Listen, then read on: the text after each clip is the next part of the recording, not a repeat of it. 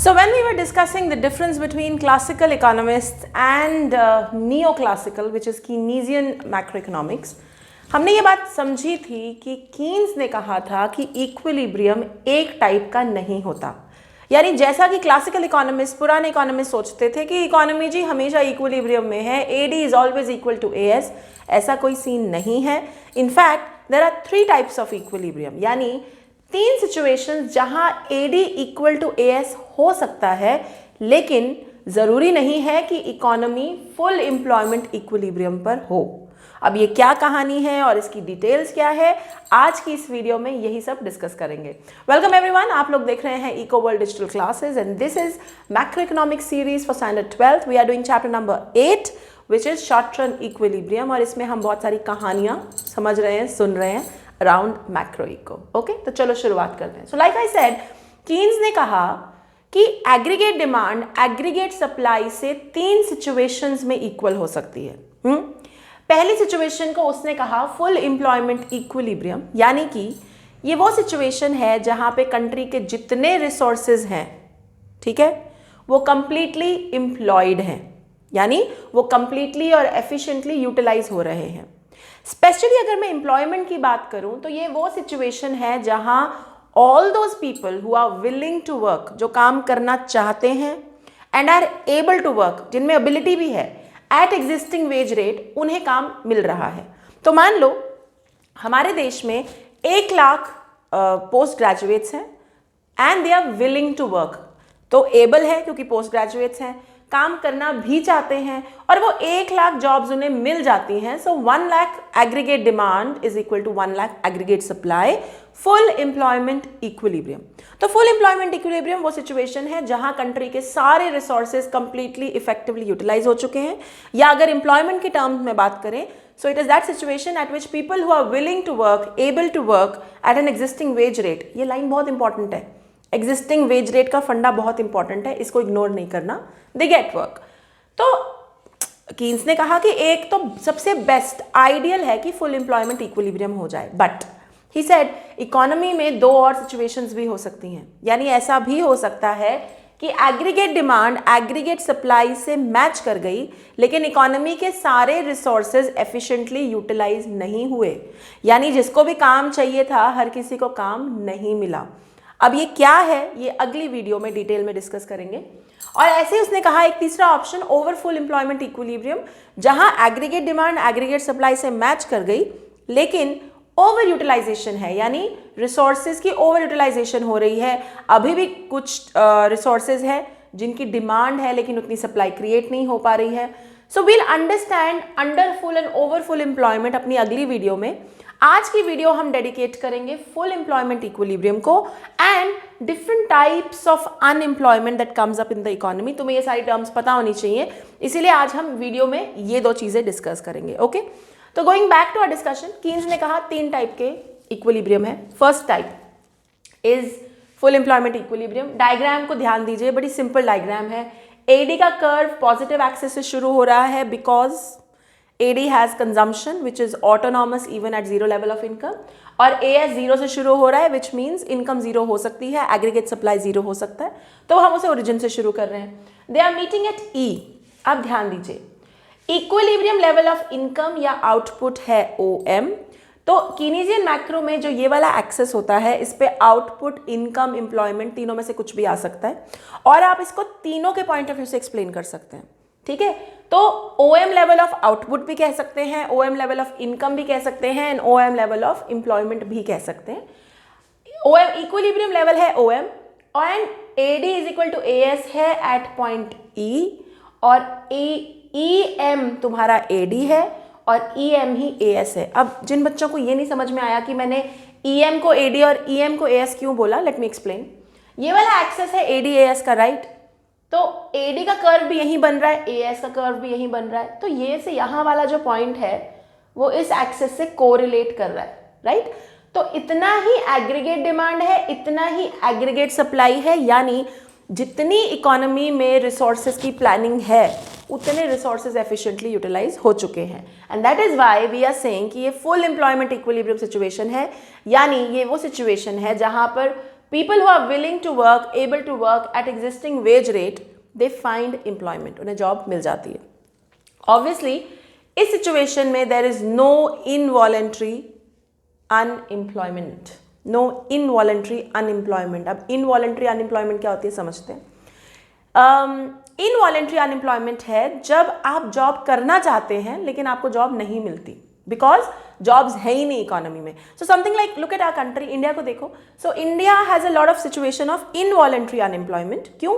People are willing to work, they are able to work, they are willing to work, लेकिन jobs ही नहीं है. तो voluntary का मतलब होता है अपनी इच्छा से, इनवॉलेंट्री का मतलब इच्छा से नहीं है, मतलब प्रॉब्लम है यार, हमको जॉब ही नहीं मिल रही, हम जॉब करना चाहते हैं.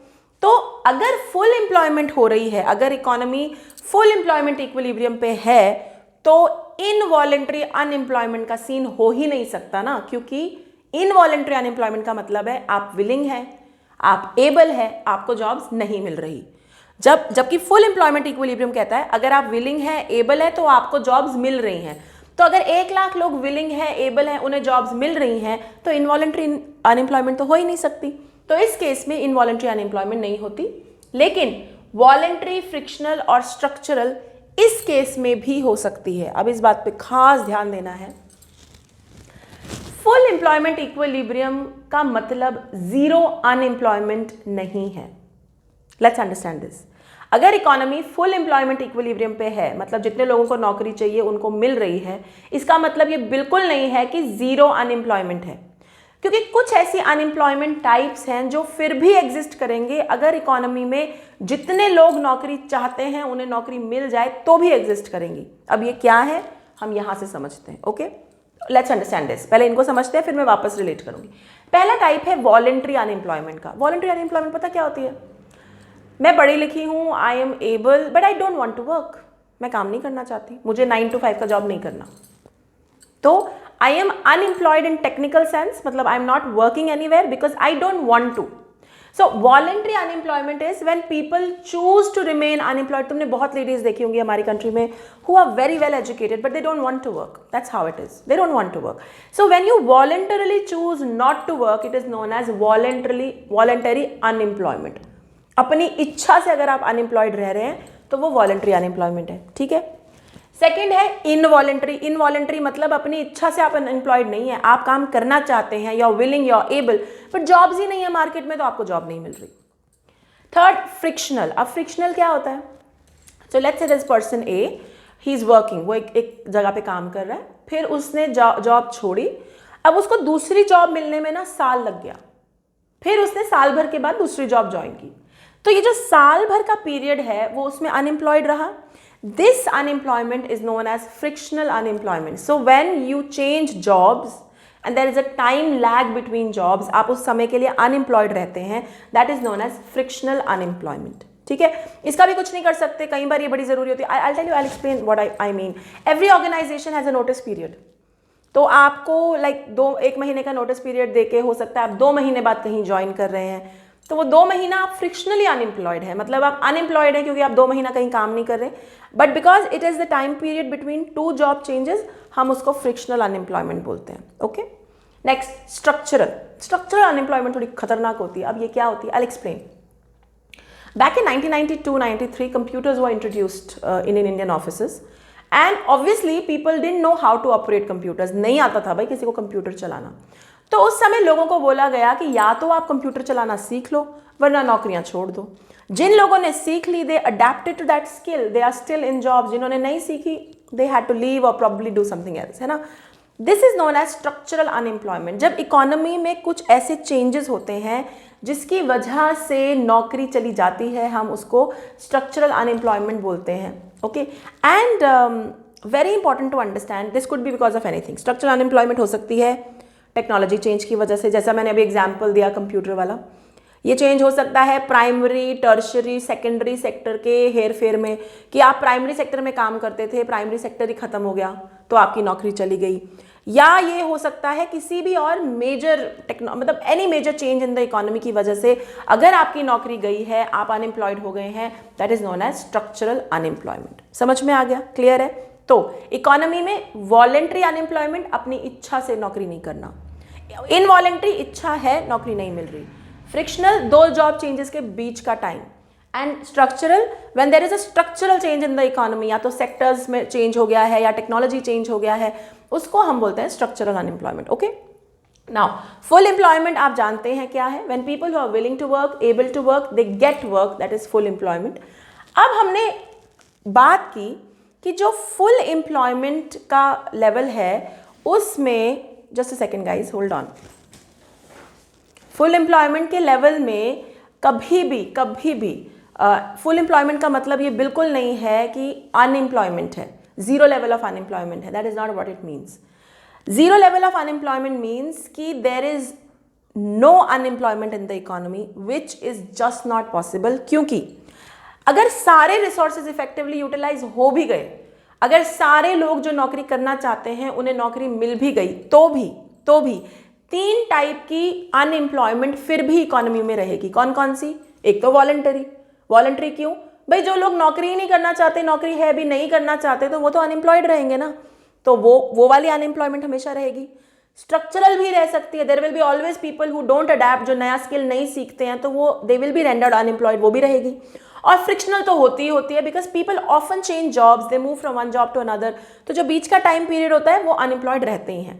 तो तुम्हें बात याद रखनी है, full employment does not mean zero unemployment, because even at full employment situation there will be some natural rate of unemployment। इसी से हमारा आता है नेक्स्ट वाला फंडा, नेचुरल एम्प्लॉयमेंट या natural unemployment means the minimum unemployment rate which must exist in the economy even when there is full employment in the economy. यानी full employment के होते होते भी कुछ अनएम्प्लॉयमेंट तो रहेगी इकोनॉमी में, जो कि फ्रिक्शनल, स्ट्रक्चरल एंड वॉलंटरी है, वो रहेगी, और इसको हम कहते हैं नेचुरल रेट ऑफ अनएम्प्लॉयमेंट। समझ में आ गया? क्लियर है? तो फंडा नंबर 1, फुल एम्प्लॉयमेंट जहां सारे रिसोर्सेज इफेक्टिवली यूटिलाइज हो गए, perfect ideal situation to be. Funda number 2, even when there is full employment in the economy there will be some natural rate of unemployment, यानी there will be some minimum unemployment which will exist, फिर भी होगी economy में, चाहे full employment भी है resources की, क्योंकि 3 टाइप की अनएम्प्लॉयमेंट्स हैं जिन पे आपका बस नहीं चलता। एक वॉलंटरी, जहां लोग इच्छा से नौकरी नहीं कर रहे, एक स्ट्रक्चरल जहां चेंजेस आ गए हैं तो you can't do anything about it, और एक फ्रिक्शनल जो जॉब चेंज के बीच का टाइम होता है वो तो रहेगा ही। फाइन, क्लियर है? Now what is very important to understand is, जब गवर्नमेंट एम्प्लॉयमेंट डेटा लेती है तो it is not really concerned with voluntary unemployment. तो जो अनएम्प्लॉयमेंट का डेटा आता है ना, वो इनवॉलंटरी अनएम्प्लॉयमेंट का डेटा होता है, मतलब जो लोग काम करना चाहते हैं लेकिन उन्हें काम नहीं मिल रहा है, वो डेटा उसके बारे में होता है। Are we clear? I hope this is clear. So आज की वीडियो में हमने ये सारा कवर कर लिया। अब अगली वीडियो में we will cover under full employment equilibrium and over full employment equilibrium. Hope the concept is clear. अगर आप लोग मुझे YouTube पे देख रहे हैं तो like, share, subscribe and comment करना बिल्कुल मत भूलिएगा। Till then stay tune, take care, bye bye.